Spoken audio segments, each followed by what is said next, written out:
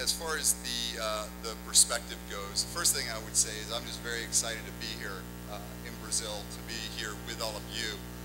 These are just very exciting times in Brazil. I apologize if I keep on popping.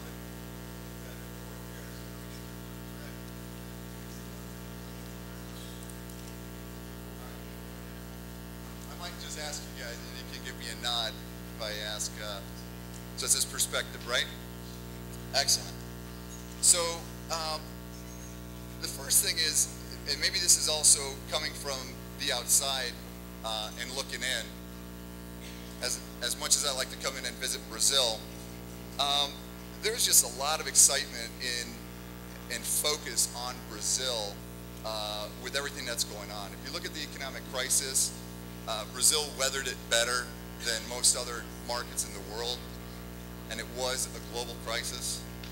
You look at the consistent, strong growth, the stability that Brazil has shown, the expanding middle class, which in turn is also helping to drive the economy as it becomes more of a consumer-based economy. With the stability, greater availability of consumer credit, so people are able to buy goods, relatively expensive goods, like video games, and just the sheer size of Brazil, 200 million people, the second most populous country in all of the Americas. So the world has certainly taken notice. When we talk about Brazil, we talk about the BRIC countries. When we talk about Brazil, right along there with China and India and Russia. Soon, Brazil to become the 5th largest economy in the world, passing Great Britain, passing France. People are investing in Brazil.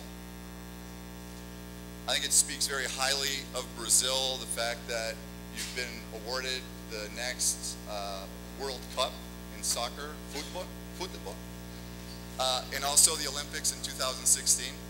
So really the first thing I would just say is really congratulations to you, to your country. It's just a fabulous, great country, and it's me personally.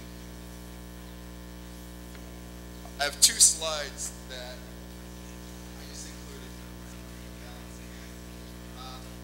This is just a couple of slides that I use out there in the media and the press when they talk about Brazil, right? And I like this one too, because yeah, that's not an error. That's not an error. I mean, the article was all about maybe it's time that we start looking at, you know, the map upside down or right side up, right? So where should the focus be? So then the question quick goes to, so what does this mean for, again, sorry for the gymnastics here on stage. What does this mean for the video game industry? And I think, frankly, it just presents a whole lot of opportunity. If you were to ask me, where do I see Brazil going, where do I see the video game industry going in Brazil, there's no doubt in my mind that in all of Latin America it's going to be the #1 market. It's not there right now, but that's because of all the different challenges and issues that exist. Obviously, taxes being first and foremost. There are efforts going on. Avis is working on some things. I know that Andre is working on some things. You got Justo. So there certainly are efforts going on, but we're not there yet.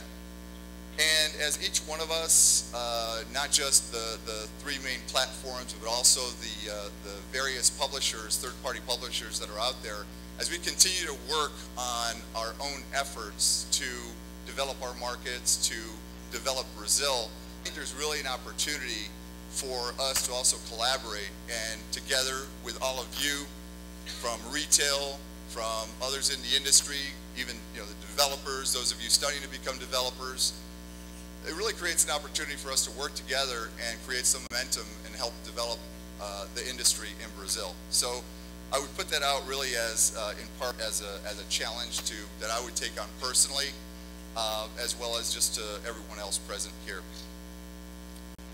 So with that,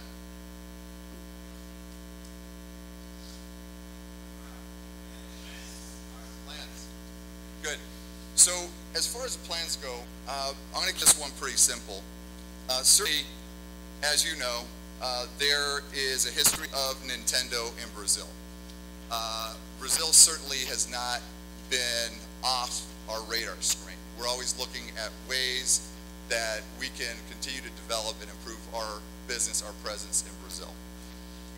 That said, each one of us here on the panel have different structures, different companies, and Nintendo, as you may know, is a very focused company, very lean company, and we really try to focus on what we are good at.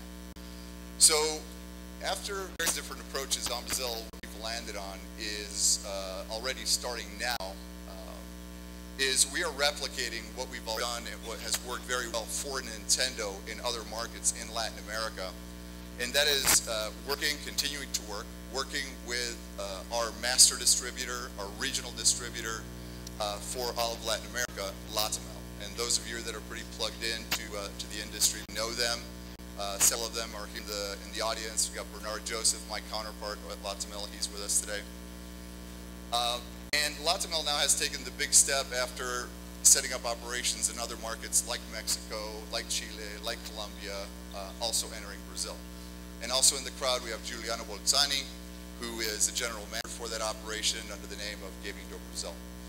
So really what our plans are, what our objectives are, is to really improve our presence in Brazil to better support this market, to better support retail, to better support the consumer, and doing that in conjunction with partners, Gaming do Brazil.